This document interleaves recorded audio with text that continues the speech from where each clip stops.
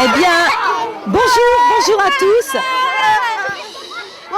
Nous sommes dans la plus petite école de Metz, c'est l'école Eliante. On va faire connaissance avec tous les enfants, pas tous mais presque, et aussi de la directrice, des instituteurs, institutrices. On y va.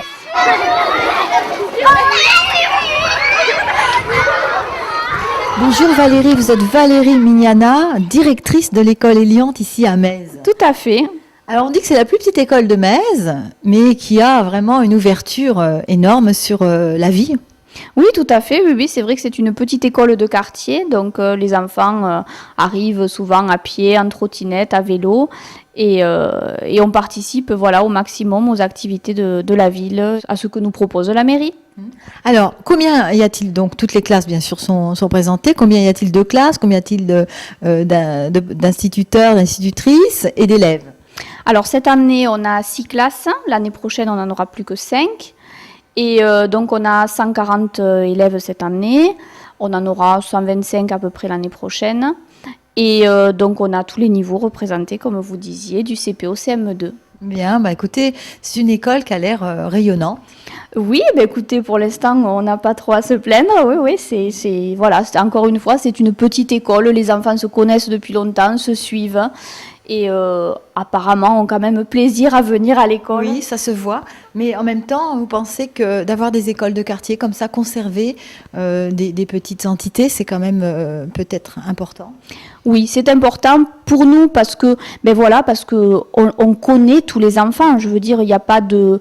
C'est presque familial. Voilà, on connaît les familles, donc c'est toujours marrant d'avoir le petit frère d'eux, le petit cousin, et puis les parents sont aussi en confiance puisque l'équipe est assez stable depuis 5-6 ans, donc il y a une stabilité au niveau des enfants, au niveau des parents, et on se connaît et le dialogue est plus facile à mettre en place. Et une belle harmonie comme ça. Voilà. Merci. Je vous en prie.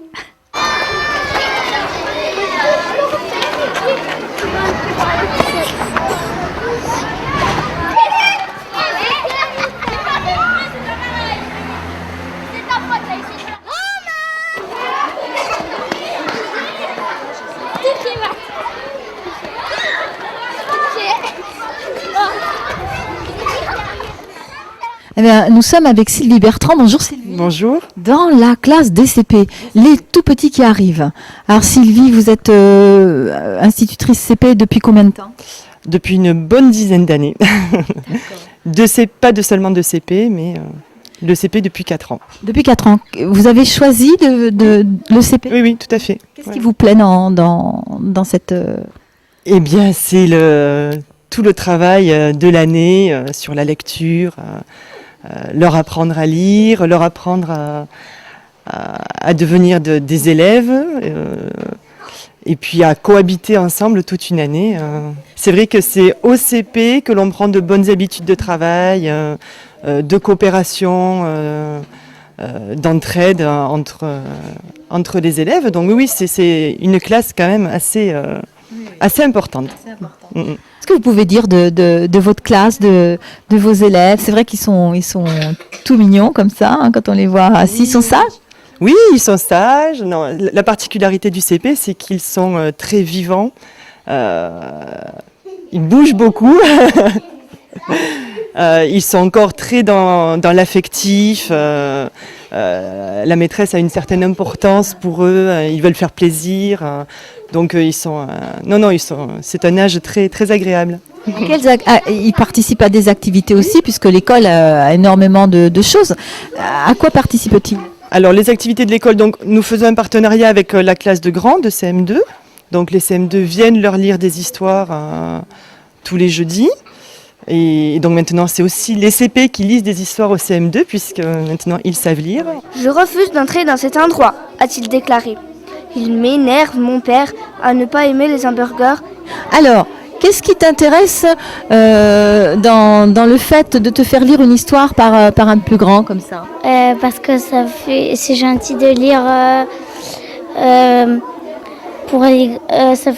c'est gentil pour les petits et en plus c'est poli. C'est poli. Et toi, Sarah, alors?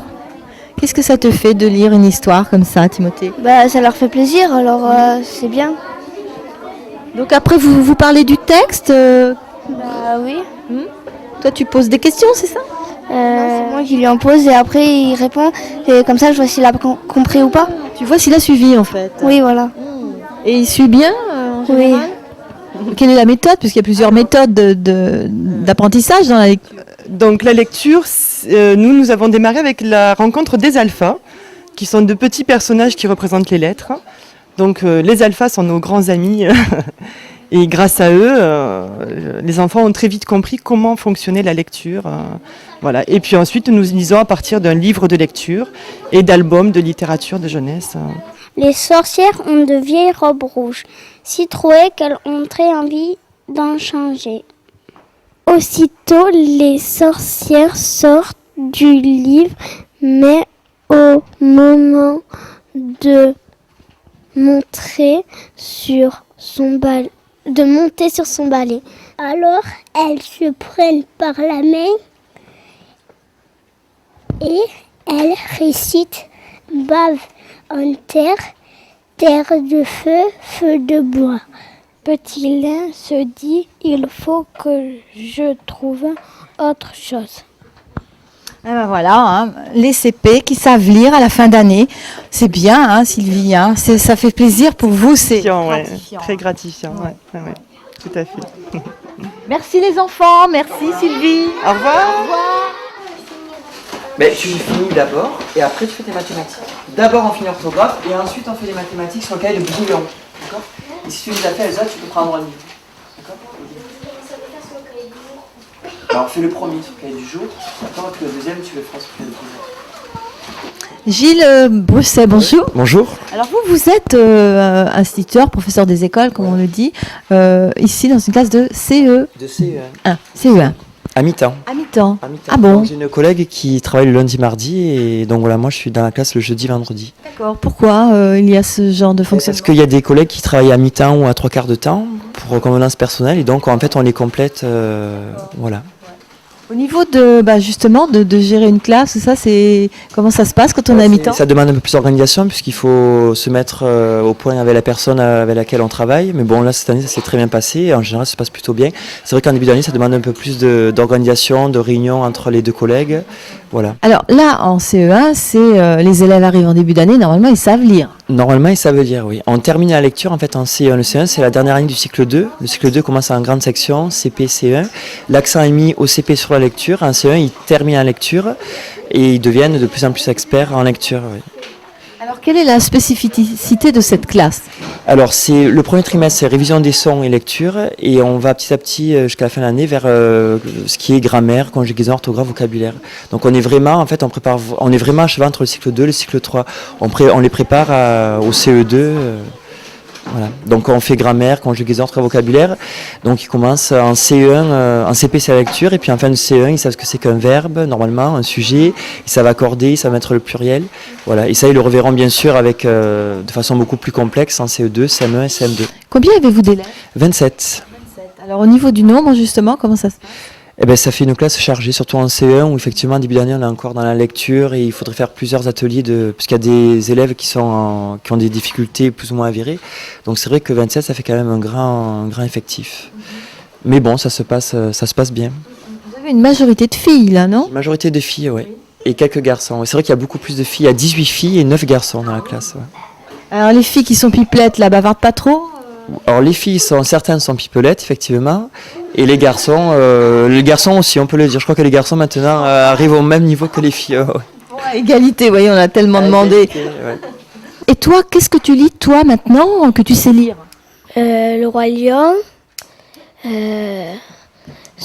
Tu lis le soir un petit peu avant de t'endormir ou tu prends une petite habitude comme ça ou tu lis des fois en rentrant de l'école Avant, à l'école, des fois, quand j'ai fini le travail, et à la maison avant d'aller au lit. D'accord. Ah ben dis donc, c'est bien, un garçon qui aime lire, tu aimes jouer aussi, je suppose, au ballon et à tout le reste. Oui. Qu'est-ce que tu aimes faire dans l'école, toi? J'aime bien les maths et j'aime bien la conjugaison. Et aussi, j'aime bien lire. Quel genre de lecture? La dent de Lucie et c'est quand on commence à lire le cartable d'Émilie. Qu'est-ce qui t'a plu le mieux dans cette école, dans cette classe? Les amis. Les amis. Tu as beaucoup d'amis? Oui.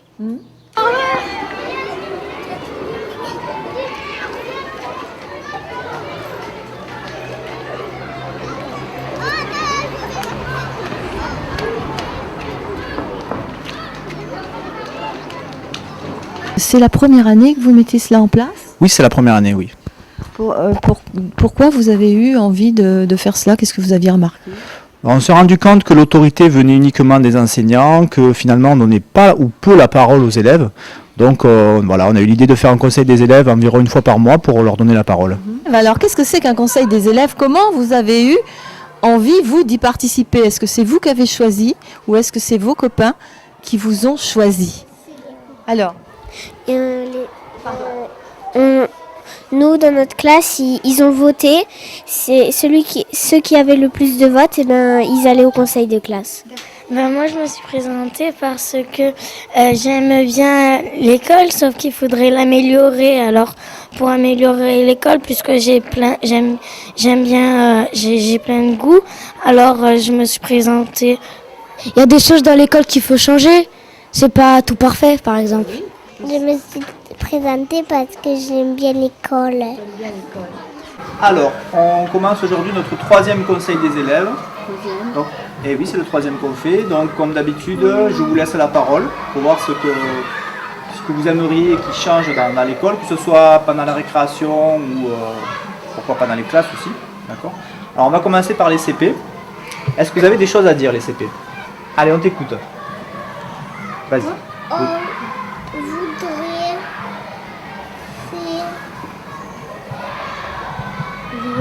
On voudrait des cerceaux dans la cour. Des cerceaux dans la cour. D'accord, ça peut être une bonne idée, oui. Ça peut être une bonne idée. J'ai un gros sac de Avoir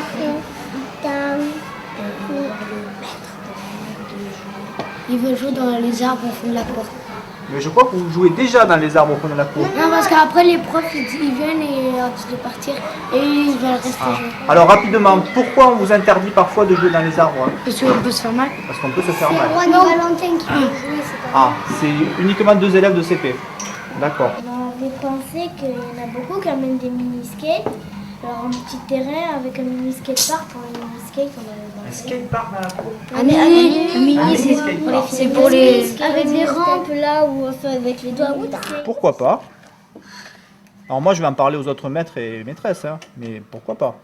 Il y a des maîtres qui nous disent dans la cour, pas la cour du foot, dans la cour normale, on marche, on n'a pas le droit de courir, c'est pour ça qu'on s'ennuie. Et puis après au foot, on n'a pas le droit d'y aller, mais on les dérange pas, ça a toujours été comme ça. Et oui, mais quand on joue au foot et qu'il y a 30 personnes qui traversent le terrain, c'est difficile de jouer au foot. Mais il y a des garçons qui disent que les filles n'ont pas le droit de venir jouer. Ah ben si. Nous on les laisse jouer, c'est pas grave. Des vélos, des Ça va. trottinettes dans la cour. Des vélos et des trottinettes dans la cour. Mais elle n'est pas un peu petite cette cour pour que tout le monde vienne en vélo? Des trottinettes. Il y a 150 trottinettes là dans la... En plus avec Franck et tout, ils vont faire que des trucs bizarres. Des figures. Est-ce que ça vous paraît possible que tout le monde amène sa trottinette? Non. Alors le CE2. Est-ce que ta classe avait des revendications, des choses? Est-ce que vous avez pensé à ce qu'on pourrait améliorer dans la cour? Tout va bien? Ouais. Il n'y a pas de bagarre, il n'y a pas de... Si, Ah. si. Et qu'est-ce qu'on peut faire contre ça, contre les enfants qui se battent, insultent? Mais ils écoutent pas. Est-ce que les délégués pourraient avoir un rôle particulier là? S'il y a quelque chose qui leur plaît pas, par exemple une bagarre, ils vont voir les profs, ils essaient de l'arrêter. Donc les délégués, ça pourrait être, ils pourraient faire le lien entre les maîtres et les maîtresses et les élèves. Oui, Ouais. c'est ce qu'on fait là. D'accord. Oui, mais est-ce que vous le faites tout le temps ça?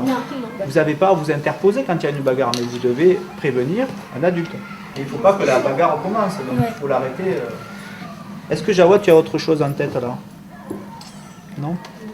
Ah, il y a une idée là. Ah, un mot qui n'a pas été lu. On voudrait un endroit pour dessiner ou pour faire de la pâte à modeler. Alors ça, c'est une très bonne idée. On y a pensé, parce qu'il n'y a pas d'endroit où on peut être au calme.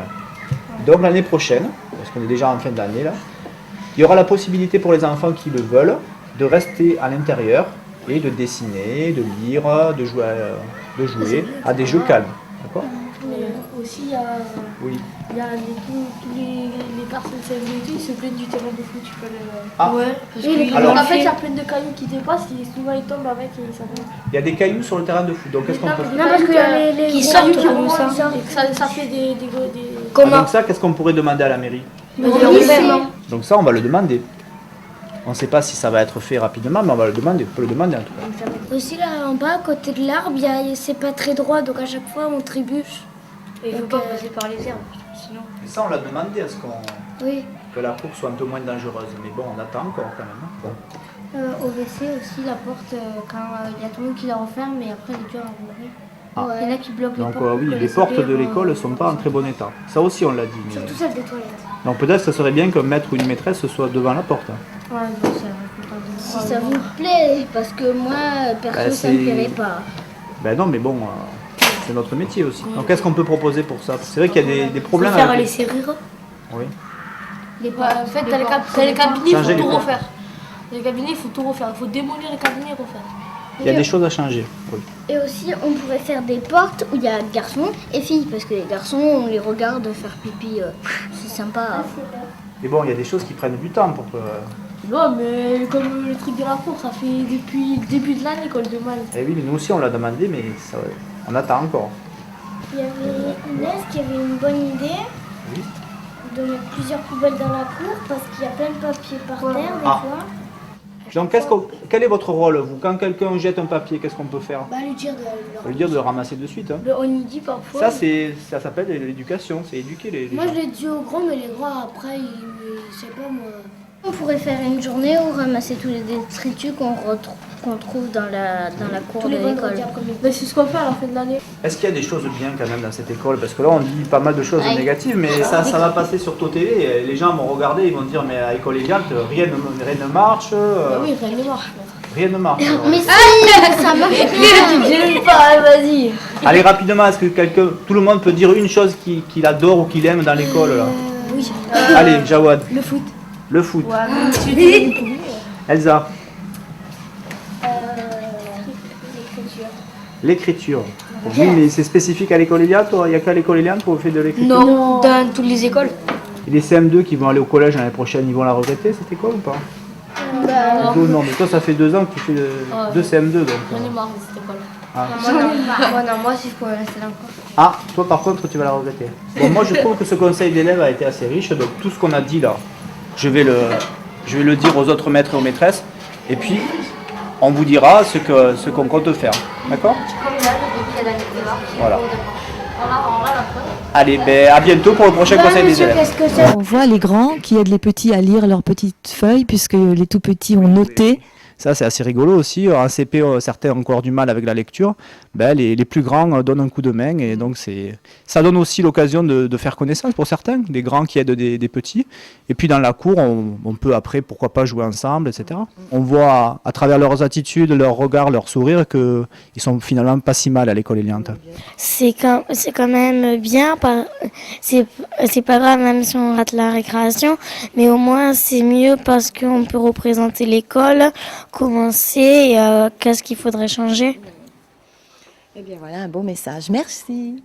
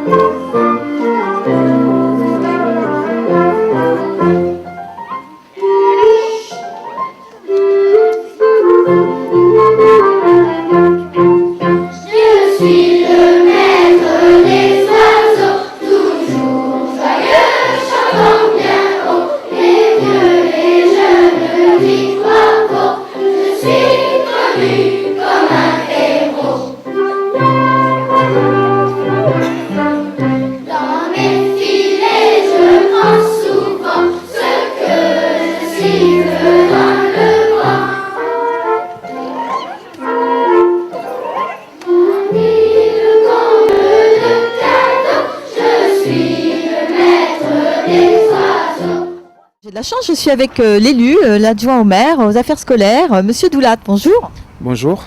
Alors, on va faire un petit peu l'historique de cette école. Quand est-ce qu'elle a été créée? Alors, cette école a été créée en 1977 sous la municipalité de Georges Jean. Ici, par exemple, à Eliante, c'est essentiellement les enfants du Vieux-Metz qui sont affectés.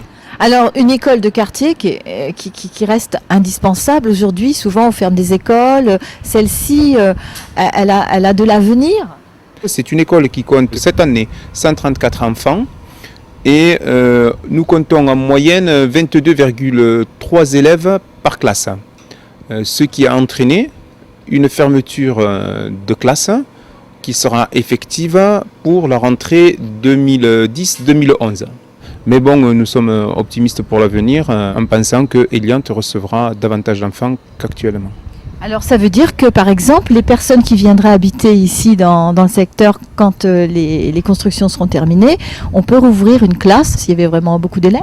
En effet, c'est pour ça que Eliante est amené, et nous sommes optimistes, à réouvrir une classe, voire 2 classes. Alors cette école de quartier, elle est intimiste en même temps, les enfants l'aiment, les professeurs aussi. Donnez-nous votre avis sur son avenir et comment conserver ce genre d'établissement. Alors, cette école, comme je l'ai dit tout à l'heure, c'est une école qui a été inaugurée en 1977. Et à cette époque-là, il faut savoir que les normes de sécurité ne prenaient pas en compte l'insonorisation et l'isolation énergétique. Et donc, au fil du temps, il a fallu prendre en compte ces paramètres et afin d'y remédier, nous effectuons des travaux liés à l'insonorisation, liés à l'isolation énergétique et liés à l'amélioration de la cour, des locaux, et cela continue encore aujourd'hui. Donc, ça restera une école de quartier. Et qui sera en perpétuelle évolution. Eh bien, merci, monsieur le maire adjoint. Je vous en prie.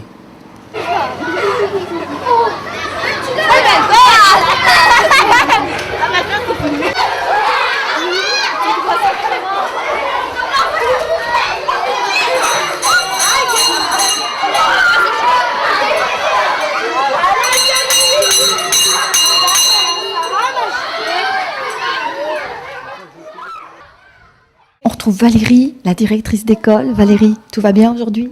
Tout va bien, malgré le temps. Malgré le temps. Alors Valérie, vous avez la particularité d'être non seulement directrice, mais aussi vous vous occupez d'un CE2. Voilà, tout à fait. J'ai ma classe 3 jours dans la semaine et le vendredi, je suis à mon bureau pour gérer les affaires de l'école. Alors vous avez assez d'une journée pour vous occuper de la direction? Je ne peux pas dire ça. Mais c'est vrai que surtout la journée où on est au bureau, il y a les personnes qui savent que je suis au bureau, donc j'ai beaucoup de rendez-vous, d'équipes éducatives, de rencontres avec les gens. Donc c'est vrai que le gros du travail administratif, je le fais plutôt le soir après la classe, au calme.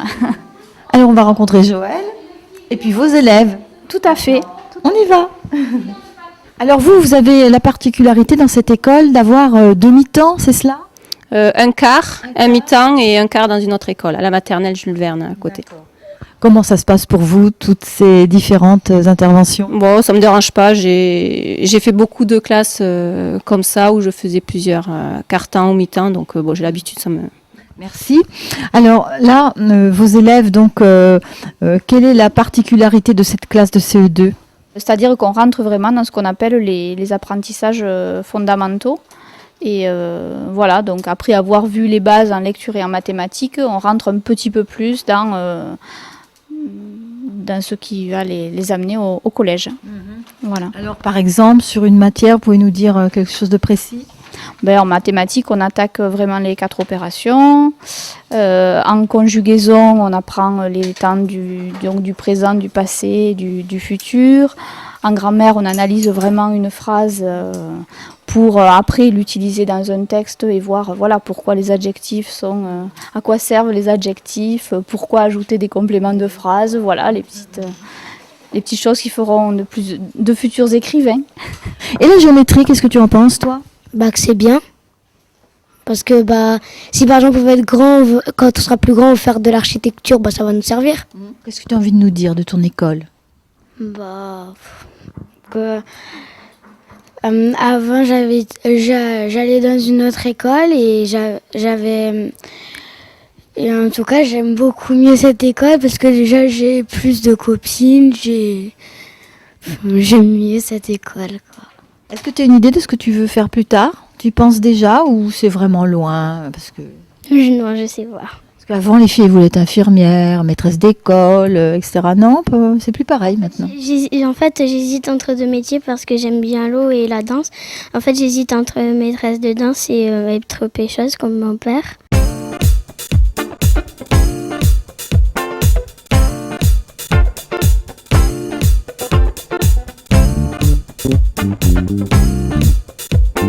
Le but, c'est qu'ils comprennent que la lagune est très très riche et qu'il faut la respecter, la protéger.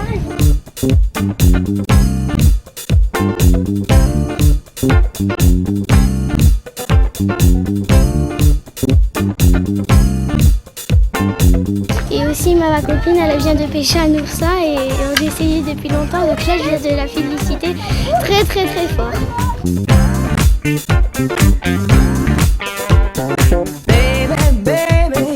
Ça pique. Ça? Non, il a mis le molle.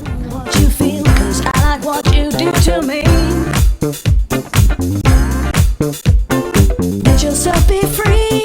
I wanna see you going crazy. Better come with me when your world is getting hazy. Once you get started, you can stop, you just can't stop. Vous avez été tous surpris de pêcher l'hippocampe? Oui.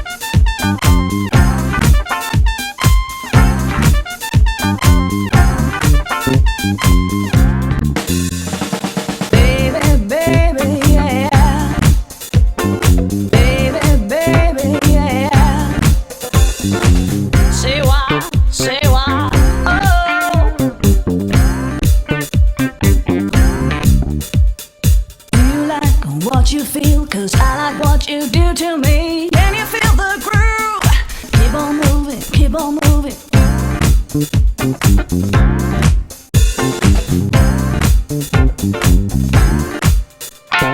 Let yourself be free. I wanna see you going crazy. Better come with me when your world is getting hazy. Once you get started, you can stop, you just can't stop. Let yourself be free. I wanna see you going crazy. Better come with me when your world is getting hazy. Baby, baby, yeah. Do you like what you feel? 'Cause I like what you do to me. Let yourself be free. I wanna see you going crazy. Better come with me. Mais aussi, on va faire de la voile. Getting hazy.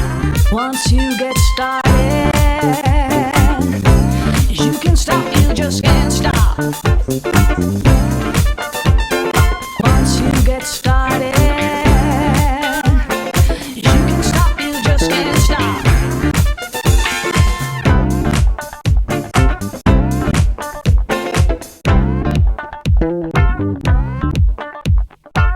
Once you get started, you can stop, you just can't stop. Baby, baby, yeah.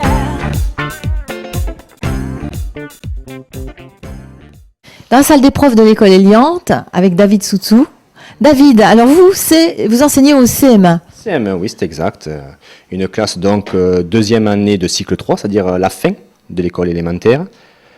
Une classe charnière, donc des CE2 jusqu'au CM2.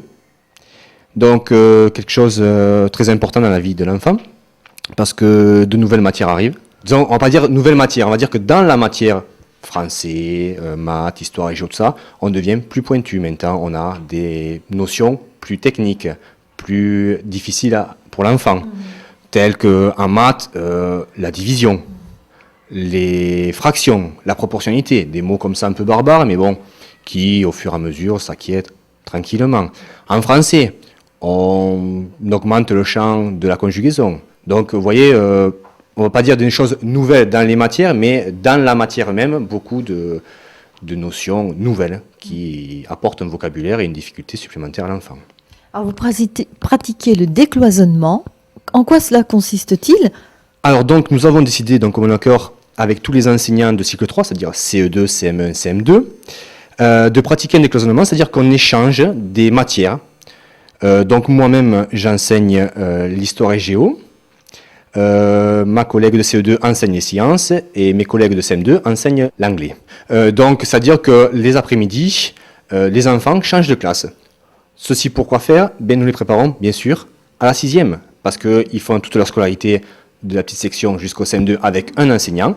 Mais maintenant, à partir du CE2, on change les après-midi d'enseignants. On a 2, 3 enseignants dans l'année. C'est une très bonne idée. Vous pratiquez ça depuis combien de temps? Ça fait 4 ans que nous pratiquons ça. Et c'est vrai que l'enfant, c'est vrai que quand il est avec nous toute la journée, il marche à notre rythme, il fait ce qu'on lui demande, tout ça. Mais là, quand on change sans arrêt d'enseignant du matin, surtout les après-midi, il faut s'habituer. Tiens, aujourd'hui j'ai un science, je dois prendre mon classeur. Ah là, je vais revenir là, il faut que je prenne telle ou telle affaire. Mais voilà, on a de très bons échos dessus. Donc c'est pour ça qu'on continue. Et on espère, malgré les effectifs qui changent et les classes qui changent, de continuer ce procédé parce qu'on a de très très bons rapports. L'enfant est responsabilisé. Tout à fait. Il se déplace seul ou accompagné d'un enseignant dans les couloirs, il sait changer, il reconnaît l'heure, il sait que de 13h30 à 14h15, il a cette matière, de 14h15 à 15h, il a une autre matière, ainsi de suite, quoi.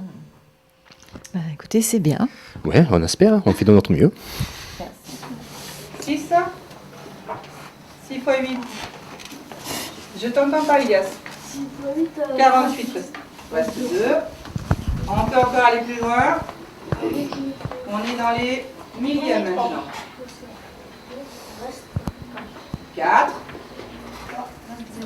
Et on arrive au reste 0. Super. Très bien. Bonjour. Bonjour. Alors vous êtes donc Christine Rouvier.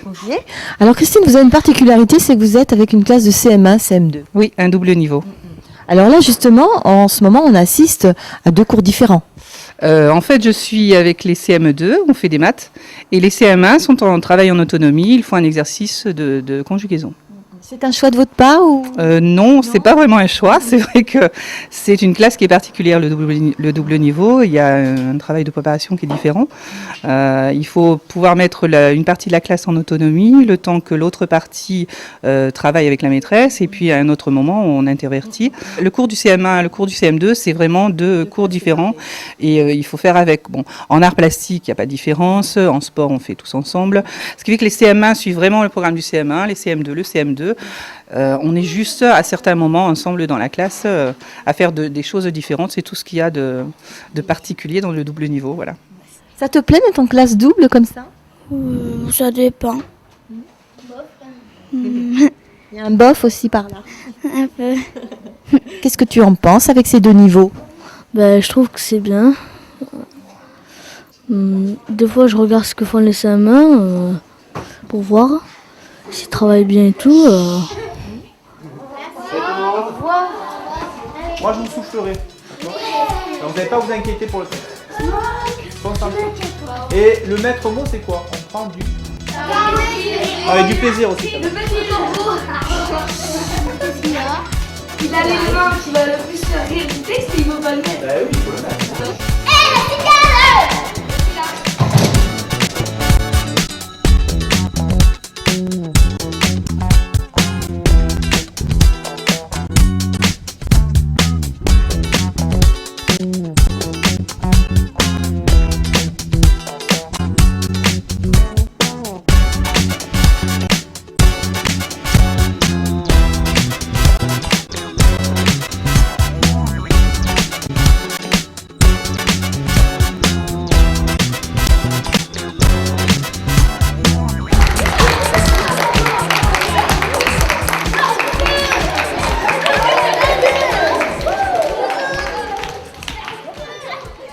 Moi, ce qui m'a fait rire, c'était quand il avait enlevé la chaise et après il est tombé. Quand il est tombé et qu'on lui a donné un coup de pied dans le ventre.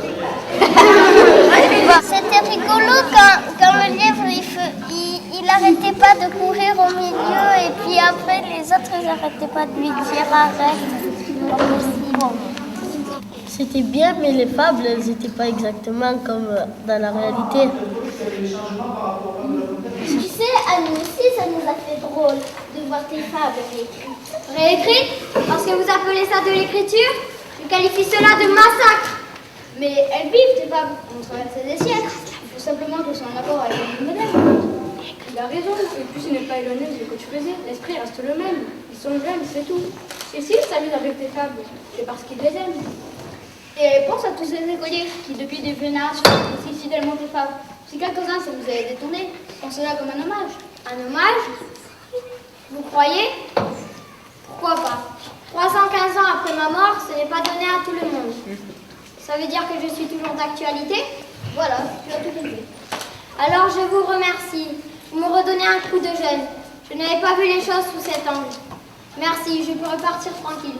Merci et adieu mes amis. Et dis-toi bien qu'à côté de soi, nous sommes tout petits et comme tu le dis toi-même, on a toujours besoin d'un plus petit que soi. Salut Jeannot! Salut Jeannot! Salut Jeannot!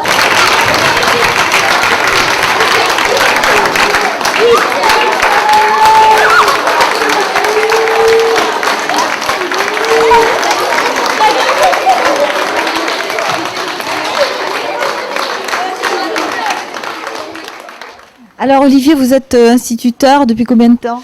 Ça fait 7 ans que je suis instituteur, oui. C'est vous qui avez choisi cette classe?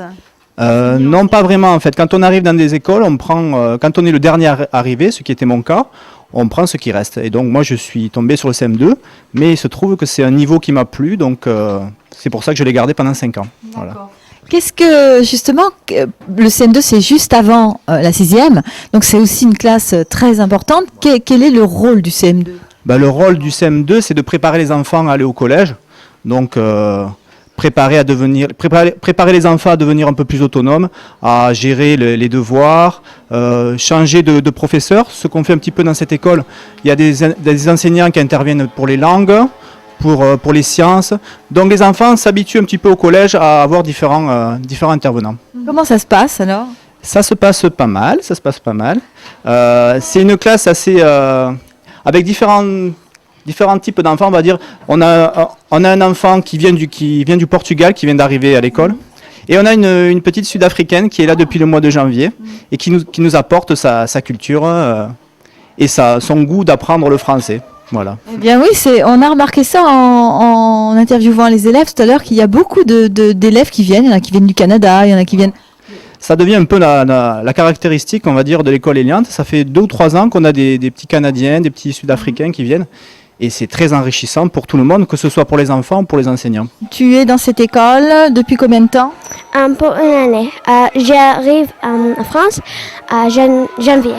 D'accord, tu étais où? À Afrique du Sud. Alors, comment tu trouves cette école, toi? C'est petit, mais j'aime bien. C'est une de mes préférées écoles. D'accord. Tu t'es fait vite beaucoup d'amis? Oui. Comment tu trouves la ville de Metz alors? C'est plus petit, mais c'est bien. Il y a le port qui est bien aussi, et voilà. Et les jutes, c'est bien aussi. Vous participez, puisque c'est le CM2, donc à la semaine de voile? Oui, c'est une façon aussi de quitter l'école de façon sympa, quoi. Et ça, on redécouvre les enfants. Il y a des enfants qui se révèlent à travers cette activité. Les enfants qui ont un peu de difficulté en classe se révèlent là être habiles et c'est une façon pour eux de réussir. Voilà. Et au sujet aussi de la découverte de la nature et du bassin de Thau, comment ça se passe avec les CM2? Alors on a le projet Béabato, donc il y a plusieurs sorties tout au long de l'année qui permettent aux enfants de découvrir le milieu sur lequel ils vivent. Alors, qu'est-ce que tu as remarqué, qu'est-ce que tu as découvert? J'ai découvert de nouveaux oiseaux et de nouveaux poissons et de nouveaux coquillages. D'accord, des oiseaux. Alors dis-nous, quels oiseaux? Comme les chassiers. Le dernier cours qu'on a fait ensemble, j'ai découvert la pêche un peu. Comment ça marchait, les pièges et tout ça. D'accord. Tu as envie de pêcher, toi? En fait, je sais pas. peut-être. Qu'est-ce que tu as retenu, toi, avec ces découvertes sur le bassin de Thau? Mais c'est qu'il y avait plusieurs sortes pour piéger les poissons et qu'il y a certaines espèces de poissons qu'on n'a plus le droit de pêcher. Ah oui, tu te souviens du nom? Il y a les oursets, mais c'est pas des poissons bonnes. Il y a Plus le droit de pêcher les oursins? Non, dans les temps de Thau, non. On n'a plus le droit. T'en as déjà pêché, ça pique pas mal. Ça. Non, j'ai pas envie de pêcher. Bon, ça m'intéresse que moyen ce métier. Moi, ce que je leur souhaite, c'est de choisir quelque chose qui leur plaise et de s'épanouir dans ce qu'ils feront. Voilà. Merci. Ah